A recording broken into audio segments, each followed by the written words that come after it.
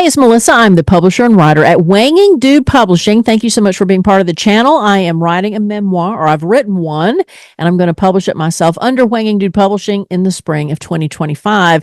And I'm sharing my experience with you. And I wanted to talk today about, gosh, when you have all the information, when you've written your book, and now it's time to craft everything that is needed in order to publish it. There are two things that you have to kind of condense the information. You have to condense the information down. I think one of the hardest things in broadcast news, because that was what my job was and what my profession was for many years, is taking complex ideas or news stories and whittling them down to just a few sentences. It may sound like that would be easy, but it is not, because you want to make sure that you include everything and that it sounds like it's flowing. When you write a book, and this is probably, this would apply to anything you're doing creatively. But the two things that I'm having to work on are a synopsis of the book, taking all I've done and try to condense it into a couple paragraphs, and then my bio. And I'm telling you, writing a bio is weird because you're talking about yourself, but you also need to sell yourself. And the bio, I think, is a little easier, though, than the synopsis. But the reason you need those two things is, number one, when you write the book, the back copy of the book is basically the synopsis of the book and why someone should buy it or read it, meaning check it out of the library. Or, your bio, which goes into the back of the book or the back cover of the book, and talk about yourself that's relevant to the book itself. So, all of us have complex lives. And so for me, with my bio, I've had the pleasure of doing many things in media, but when it comes to the bio for the book, it really should just reflect maybe what's mentioned in the book and maybe other writing things that I've done that may be relevant to somebody. Now, I've already written the synopsis and the bio for the book.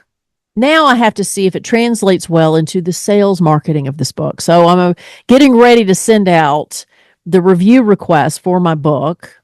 Before you send the galleys out, you should at least have communicated with the person you're sending the galley to. So again, I'm printing these books. Galleys are rough prints of the book.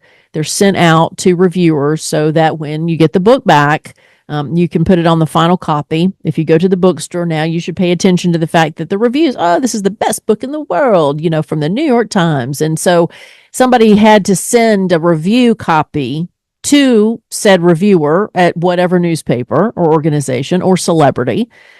And then you got to get it back in time so that you can put the review on the final copy of the book. So there's a lot of planning. If you're somebody who's not a planner, then you probably need to get somebody who's a planner in order to map all this out, because I am a planner. And still, it's like, I got to make sure that I got all my T's crossed and my I's dotted. Some of the books that I have used as references, which is in a separate video, suggest that you include a cover letter and a sales sheet.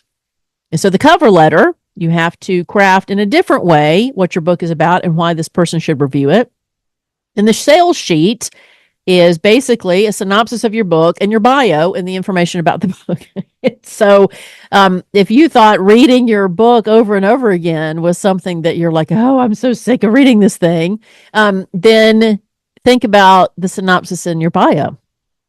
So that's what I'm doing. And I don't mean disrespect. Obviously, this is my baby and I love it. But when you are doing it, like any report, it reminds me a little bit of in school, right? When you have a big report due. Or if you're someone who is, getting their advanced degree in school and you have to write this massive project, when you're running on a deadline, you have to kind of look over it and look over it again and look over it again.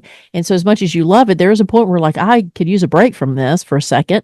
And so the break will come later. But right now, as we are getting the book design complete, getting the book cover complete, getting friends to kind of look over the final draft before the galleys to make sure there's no misprints or pronunciate or errors in commas and periods, and it could be pronunciation, but the book is not an audio book yet. It will be an audio book, but I can't do the audiobook until the book is where it needs to be. So all those extra words and stuff that don't belong need to get out of there before I try to record the audiobook. So the audiobook comes last. But right now I'm crafting the book synopsis and the bio in different ways for different things. So it's a process. And now I understand why, a lot of people would rather a big publisher take care of all this because they have departments that dedicate themselves to this.